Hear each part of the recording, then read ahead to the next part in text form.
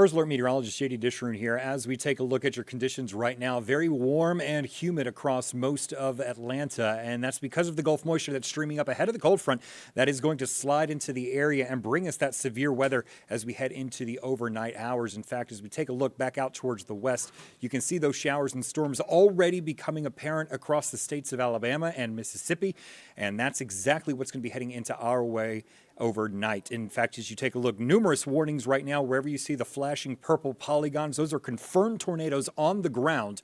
The red ones are tornado warnings, yellow ones are severe thunderstorm warnings. So quite an active day to our west, and we'll continue to watch those as they move into our region, still under a level 4 risk out of 5 for West Georgia.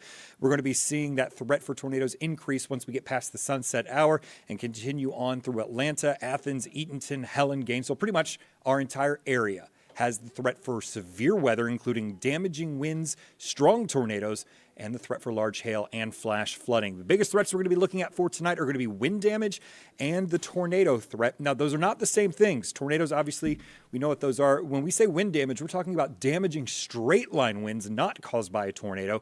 And then, obviously, the lightning threat is going to be very high with this system as well. You saw the flash flood threat is at a moderate risk. You can see why. We do have a flash flood possibility as we go through Atlanta overnight. A slight risk. The better chance, though, is if you're north of the city. So folks from Polk County up through Bartow, Pickens, Dawson, up into White County, and farther north, that's where we're going to see the greatest threat for flash flooding as we head into the overnight hours.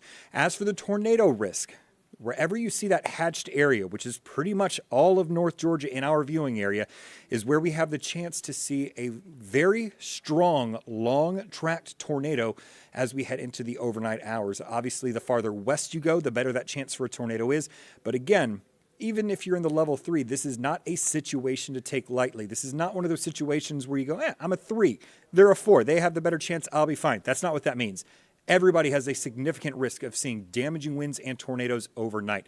Here's what we're looking at. This is the significant tornado threat. You can see by 9 p.m., ripe conditions for tornadic development are going to be moving into Randolph and Cleburne counties out in Alabama. Same for Heard and Carroll counties in West Georgia. That then slides off towards the east by midnight. Notice, though, as we go into the early morning hours, that threat does start to diminish. It's not because the severe threat is going down. It's because the threats themselves are starting to rearrange. So as the tornado threat goes down, that damaging straight line wind threat is going up. And that's where we have the possibility to see some very strong winds ahead of these storms, 70 to even 80 miles per hour. So don't let the fact that it's not a tornado throw you off. If you get a severe thunderstorm warning tonight with a considerable or a destructive wording to it, treat it like a tornado and find your safe spot. Meanwhile, here's the timing on at 8 p.m. We're watching these supercells roll into northwest Georgia by 10 o'clock, rolling into Polk, Carroll, Haralson counties, already into Randolph and Cleburne in Alabama, and then pushing in towards the city of Atlanta as we head in towards the midnight hour. It is a slow-moving system. That is what's going to give us the potential for some flash flooding, because if these storms continue to roll across where they've already gone, waters will rise very rapidly, especially in the urban areas, as we've seen so often during the past few months.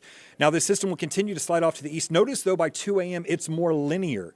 It's not those little, smaller circles ahead of the line.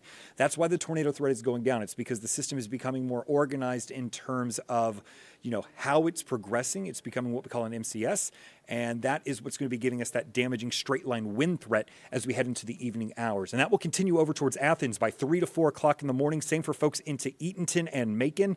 And then as we get into 6, 7 o'clock in the morning, this finally starts to leave our area. However, look to the back in Alabama.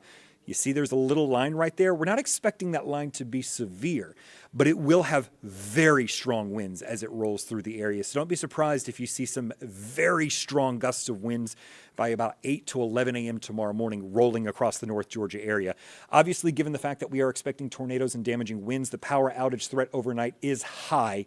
So please charge your devices before you go to bed, have those extra battery packs available, and then more importantly, make sure to have a way to get those severe weather warnings that don't require a device to be plugged in. So obviously your cell phone or a weather radio are going to be the best for that. Once we get past that, we're going to be looking at clearing skies Sunday afternoon, and then look at St. Patrick's Day on Monday. We're talking 62 degrees, and then as we head into the rest of the week, a nice rebound. 70s for Tuesday and Wednesday before another slight chance of rain on Thursday. We'll cool things off slightly after that. And then next weekend, unlike this weekend, is looking absolutely gorgeous. So some of the questions that we're getting online, is it moving faster than forecast? No, it's actually moving a little bit slower than we were anticipating last night. That's why, remember, last night we're talking about maybe 10 to 1 o'clock in Atlanta. Right now we're talking maybe 1 to 2 a.m. in Atlanta. So this is going to be an overnight thing. Meanwhile, we're going to be, Jesus is asking, are we going to be streaming live tonight? Yes, once we start wall-to-wall coverage with the warnings that do enter the area, we will be streaming live tonight. And then also asking about Marietta, pretty much the same timing as in Atlanta. You know, a lot of these storms are going to be rolling through, you know, the 11, 12, 1 o'clock time frame in the morning hours. Thankfully, though, by the time all is said and done, you're waking up tomorrow morning and these systems are finally moving out. So that is your 5 p.m. update. I'm hoping that everyone has a safe evening. Make sure to keep yourselves safe and prepared as we head into the overnight hours. And we will have the latest updates for you on air and online as we go into the next several hours.